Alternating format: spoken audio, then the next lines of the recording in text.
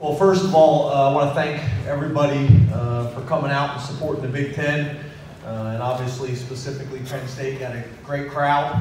The first thing I'd like to do is take a moment, probably don't do this enough, and thank our players. You know, our players have been fantastic. In our 4 years, this is going into year 5, and we've been able to accomplish some really special things in a short period of time, and it really starts and ends with them. So I want to thank our players. I want to thank our players' parents, because we've really kind of done this as a family all together.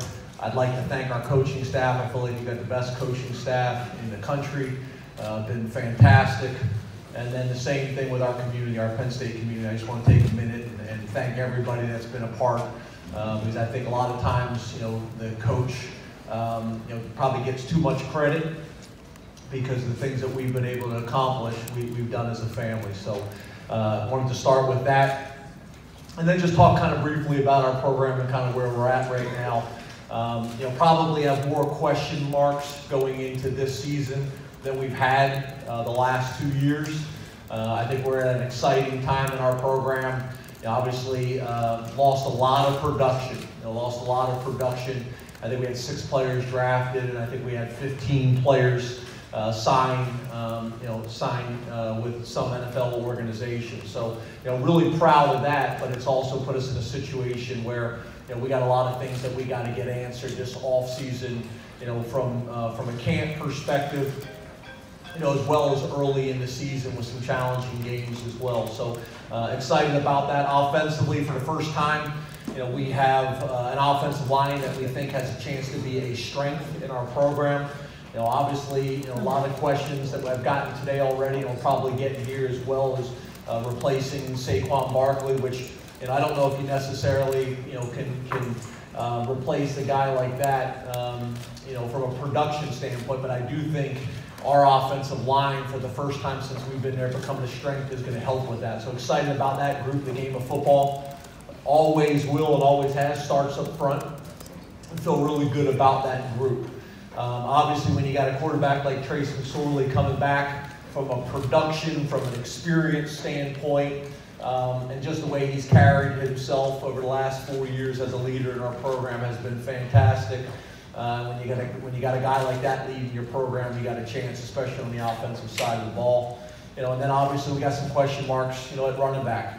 Miles Sanders, there's a lot of excitement and buzz about him right now, and what he's going to be able to do, as well as some other guys like Mark Allen and Jonathan Thomas and Ricky Slade. They're going to factor in. It'll be an interesting battle, come fall camp.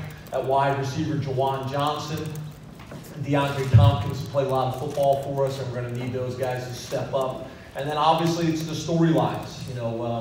Who are the guys that are going to emerge that maybe aren't household names right now on the offensive side of the ball? Losing a guy like Mike Gesicki at tight end, we're going to have to find a way to replace some of his production. And then obviously, that's going to be challenging for us. So excited about that on the offensive side of the ball. Defensively, we have more question marks. Probably the biggest question marks for me going into the season are at defensive tackle. We graduated 3 senior defensive tackles there. And at linebacker, specifically in our Mike linebacker and Jason Kabinda. So I think they're probably the biggest question marks on our team. Whether those are young players that have played complementary roles in the past, or whether those are freshmen that are going to have to come in and compete. We have an exciting freshman class that's going to be joining us, but it's challenging to depend on guys like that in those positions. So that'll be interesting to see how that whole thing plays out. There's been a lot of talk about us losing our entire secondary that all ended up having opportunities at the NFL, but we have played so many guys in the secondary that a guy like Amani Aruwe, who's here with us, this weekend. Obviously, last year finished second team All Big Ten, had 4 interceptions, is stepping into a starting role for us. John Reed, who was the starter for us the year before, is coming back, from an injury, and we're excited about what he's going to be able to do as well. And I think probably one of the strengths of our team, specifically on defense, is at defensive end. So excited about what those guys are going to be able to do. Special teams, Blake Gillikin, a young man who's been fantastic since he stepped on campus. pre-med major, 4.0 GPA, got a chance to be one of the better punters in the country. Vasey, our long snapper, but we have a major question mark at the kicker position. We're going to have a number of young men that are going to be competing for that job, whether that is guys that are already currently in our program or guys that we recruited in this last class. So there's going to be some challenges there. So exciting time at Penn State. Love what we've been able to do the last couple of years as a foundation moving forward for us. And as you know, I don't like to spend a whole lot of time talking about our past, but I do think the things that we've been able to accomplish the last couple of years have laid a foundation for confidence in our players, in our locker room for where we're moving forward. So at this time, open it up for questions.